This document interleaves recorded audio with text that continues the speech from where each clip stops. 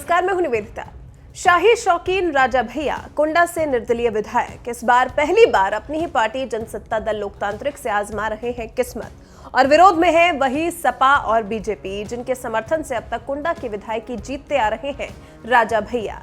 अब जब अकेले लड़ने जा रहे हैं तो देखना दिलचस्प होगा कि कुंडा में कितने हैं राजा भैया के समर्थक। कुंडा में कौन है जो देगा राजा भैया का साथ। राजा भैया के बेटे तो पिता को आइडल मानते हैं।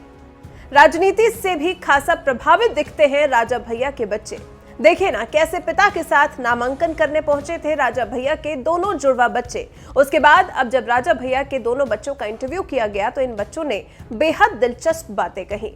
एक इंटरव्यू के दौरान राजा भैया के दोनों बच्चों से राजनीति को लेकर, राजनीति में आने को लेकर सवाल किया गया। पिता से प्रभावित बच्चों ने पिता की राजनीति पर भी बात की। कहा, हम अपने पिता से बहुत प्रभावित हैं क्योंकि बचपन से उन्हें देखकर ही हम बड़े हुए हैं।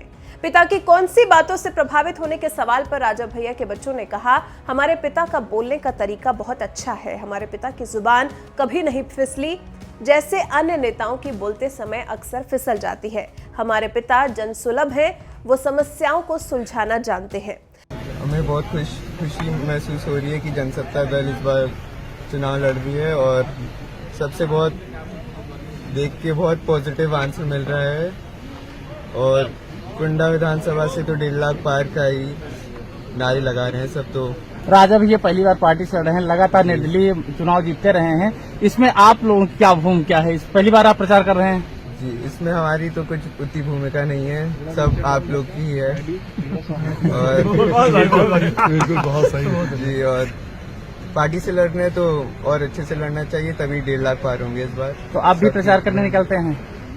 प्रचार तो नहीं, दूसरों के सुख दुख का हम बस हिस्सा बनते हैं। अच्छा, ये बताइए कि ये राजा भैया चुनाव मैदान में है, आप लोग जनता से अपील क्या करना चाह रहे हैं? किस तरीके की कैंपेनिंग आप कर रहे हैं अपने पिताजी की? समर्थक की मांग करते हैं, समर्थक की मांग करते हैं।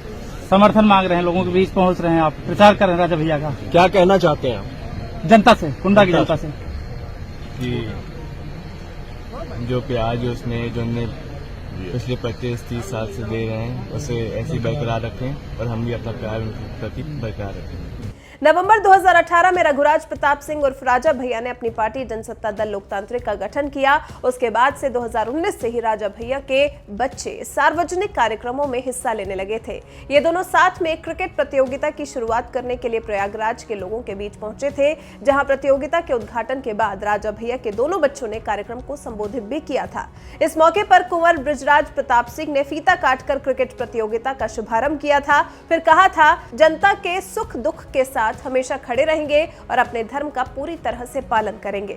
आपको बता दें, प्रतापगढ़ की कुंडा विधानसभा सीट पर 5वें चरण में मतदान किया जाना है। 27 फरवरी को इस सीट पर मतदान होगा। अब देखना दिलचस्प होगा कि आइडल पिता रघुराज प्रताप सिंह उर्फ राजा भैया, कुंडा से पिछले 6 बार से विधायक राजा भैया इस बार के चुनाव में क्या कमाल दिखा पाते हैं। वैसे आपको क्या लगता है, बिना सपा और बीजेपी के समर्थन के क्या चुनाव जीत पाएंगे राजा भैया? क्या अपनी बादशाहत कायम रख पाएंगे राजा भैया? आपके इस पर क्या विचार है, हमारे साथ जरूर साझा करें।